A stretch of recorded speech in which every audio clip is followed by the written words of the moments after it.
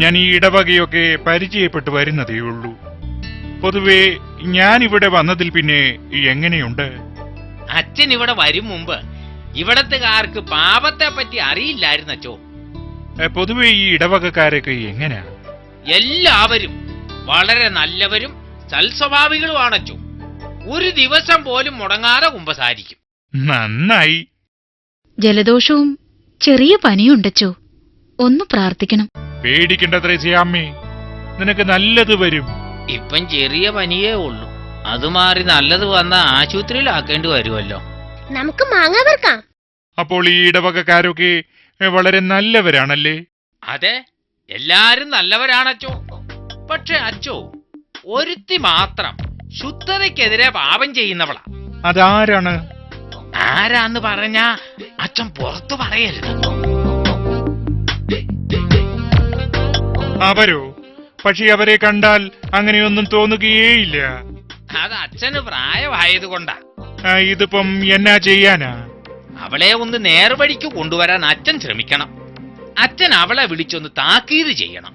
നോക്കട്ടെ, ഞാൻ നേരിട്ടല്ലാതെ കാര്യങ്ങൾ അവതരിപ്പിച്ചു നോക്കാം. അച്ഛോ, കുട്ടികൾ മാവേൽ ഉപദ്രവിക്കുന്നു. താഴെ വീഴുമ്പോ എടുത്തോളാൻ അച്ഛൻ തന്നെ പറഞ്ഞിട്ടുള്ളതല്ലേ. ഈ മാങ്ങയെല്ലാം താഴെ വീണപ്പോഴാണ് ഞങ്ങൾ എടുത്തത്. ഇത്രയധികം മാങ്ങ എങ്ങനെ വീണു?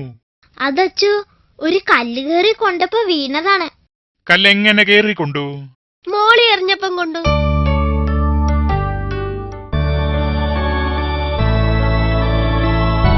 അതുകൊണ്ട് എല്ലാവരും അവരുടെ പങ്കാളിയോട് വിശ്വസ്തരായിരിക്കണം. അല്ലാതെ വിശ്വാസവഞ്ചന കാണിക്കുന്നവരെ ദൈവം കഠിനമായി വെറുക്കുന്നു. നിങ്ങളെല്ലാവരും ദൈവത്തിന് പ്രിയപ്പെട്ടവരായി തീരുവാൻ പ്രാർത്ഥിക്കണം. എങ്കിലും ഏറെ വിഷമത്തോടെ പറയട്ടെ, ഇവിടെ കൂടിയിരിക്കുന്നവരിൽ ഒരുവൾ അവളുടെ ഭർത്താവ് അറിയാതെ, അല്ലെങ്കിൽ ഭർത്താവിനെ കബളിപ്പിച്ചുകൊണ്ട്, അതല്ലെങ്കിൽ ഭർത്താവിനെ വഞ്ചിച്ചുകൊണ്ട് മറ്റൊരു പുരുഷനെ ഭർത്താവായി സ്വീകരിച്ചിരിക്കുന്നു. ഞാൻ അവളെ കൺമുന്നിൽ കാണുന്നു, എങ്കിലും പേര് പറയുന്നില്ല.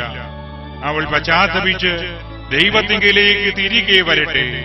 പോരാതെ പ്രായശ്ചിത്തമായി ഒരു 100 രൂപ അടുത്ത ഞായറാഴ്ചയ്ക്കകം ഇവിടുത്തെ നേർച്ചപ്പെട്ടിയിലിടട്ടെ.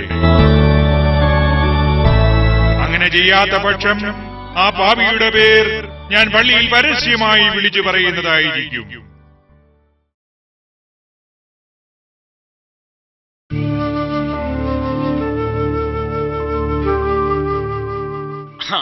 അന്നത്തെ പ്രസംഗം ഏതായാലും ഏറ്റച്ചോ.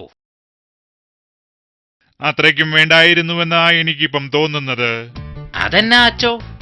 നേർച്ചപ്പെട്ടി തുറന്നു നോക്കിയപ്പം 100 രൂപ നോട്ടുകൾ 55 എണ്ണം കിട്ടി.